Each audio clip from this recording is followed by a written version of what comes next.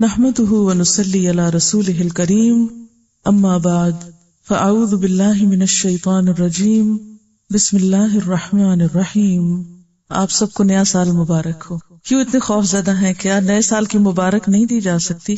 مبارک کا مطلب کیا ہے؟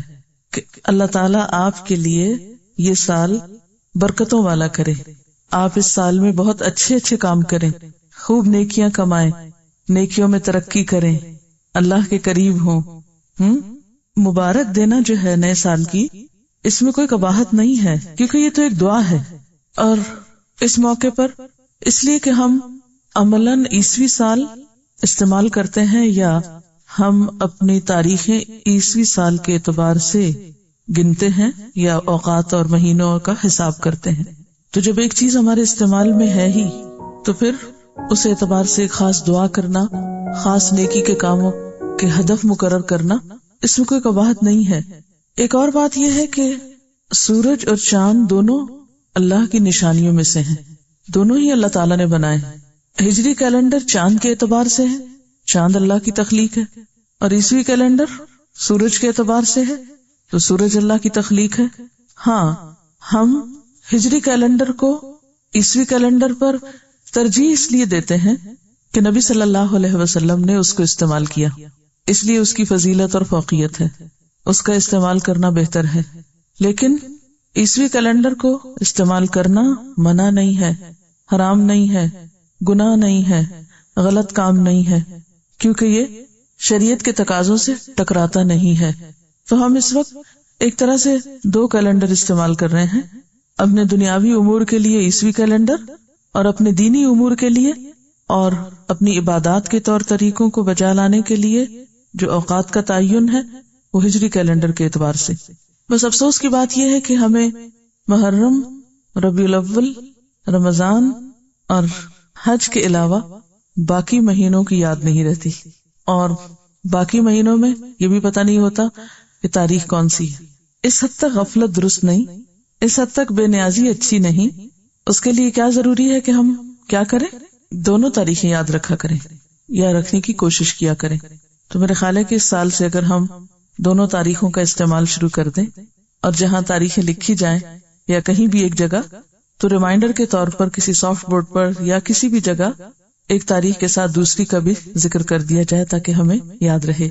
اگر ہم کچھ سنتوں کو فالو کرنا شروع کر دیں تو میرے خیال ہے کہ ہجری کیلنڈر پھر فراموش نہیں ہو سکتا، بھول نہیں سکتا۔ مثلا نبی صلی اللہ علیہ وسلم ایام 20 کے روزے رکھا کرتے تھے، یعنی ہر مہینے کے 3 چمکدار راتوں کے جو دن ہوتے ہیں اگلے، وہ ایام 20 کہلاتے ہیں، 13، 14 اور 15۔ تو اگر ہم اس سنت پر عمل کرنے لگے تو انشاءاللہ ہمیں ہجری کیلنڈر جو ہے وہ بھولے گا نہیں۔ وقت کا جو تعین ہے وہ رات، دن اور سورج چاند کے اعتبار سے ہوتا ہے، اور ان چیزوں کو اللہ تعالیٰ کی نشانیاں قرار دیا گیا ہے کہ یہ اللہ کی نشانیوں میں سے ہے۔ قرآن پاک میں اللہ تعالیٰ فرماتے ہیں یولج اللیل فی النہار ویولج النہار فی اللیل وسخر الشمس والقمر کل یجری لاجل مسمی، کہ اللہ تعالیٰ رات کو دن میں اور دن کو رات میں داخل کر دیتا ہے، اور اس نے سورج اور چاند کو مسخر کر رکھا ہے، ہر ایک ایک وقت مقرر تک کے لیے چلا جا رہا ہے یا چل رہا ہے۔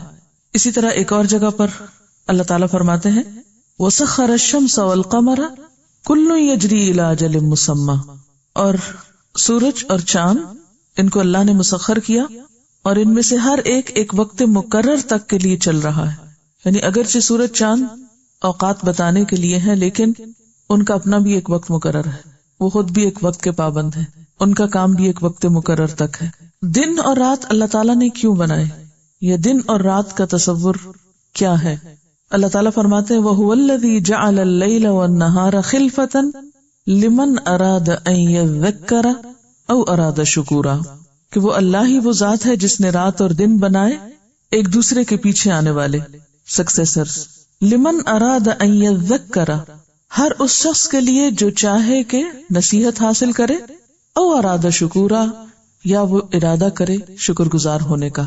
تو گویا ایک دن کے گزرنے کے بعد ایک اور دن کا مل جانا، رات کے بعد دن کا آنا، دن کے بعد رات کا آنا، یہ اللہ تعالیٰ کی نشانیوں میں سے ایک نشانی ہے، اور پھر ان میں ایک بہت بڑا سبق ہے لمن اراد ان یذکر، اور دوسرا یہ کہ شکر گزاری کا مقام ہے. اس میں ہمارے لیے شکر گزار ہونے کا موقع ہے کہ ہر روز جب ہمیں ایک نیا دن ملے اور زندگی میں ایک سال کے بعد ایک اور سال کا اضافہ ہو، تو ہمیں اس موقع پر اللہ تعالیٰ کا ذکر بھی کرنا چاہیے اور اس کا شکر بھی بجا لانا چاہیے. ذکر اور شکر کا احسن ترین طریقہ کیا ہے کہ انسان سب سے پہلے اپنی عبادات میں پابندی اختیار کرے. یسألونک عن الاہلہ قل ہی مواقیت للناس والحج. لوگ آپ سے چاندوں کے بارے میں پوچھتے ہیں، یعنی چاند کے طلوع ہونے کے بارے میں، ہلال کے بارے میں پوچھتے ہیں. آپ کہہ دیجئے کہ یہ لوگوں کے لیے ٹائم بتانے کے پیمانے ہیں، مواقیت للناس میئرمنٹس آف ٹائم ہیں، والحج اور حج کا وقت معلوم کرنے کا ذریعہ ہے.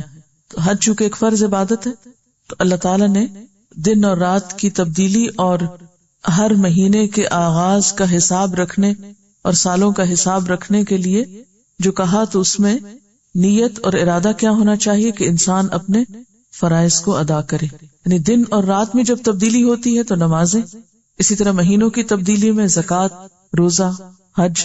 تو ایک مومن کا وقت کے ساتھ جو تعلق ہے، اس میں سب سے پہلا کام دن اور رات کی تبدیلی میں یا گھنٹوں اور لمحوں کے گزرنے میں جس چیز کی فکر اور جس چیز کا خیال رکھنے کی ضرورت ہے وہ عبادات کے اوقات ہیں، اور ان میں خصوصی طور پر دن اور رات میں 5 نمازیں اور مہینوں کی تبدیلی میں روزہ، زکوٰۃ اور حج.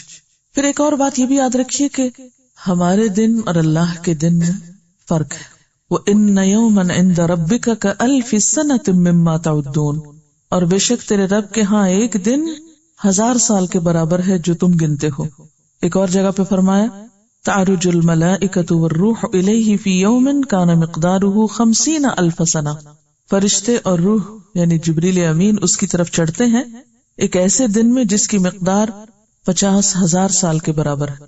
تو یہ جو دن اور رات ہیں یا یہ جو اوقات کے پیمانے ہیں، یہ صرف اس دنیا کے لیے ہے. جب انسان کی موت آ جاتی ہے اور اس کی روح پرواز کر جاتی ہے، اس کا تعلق زمین کی بجائے آسمانوں سے ہو جاتا ہے، تو پھر وہ اس ٹائم سے آگے نکل جاتا ہے، وہ ایک اور ٹائم میں داخل ہو جاتا ہے.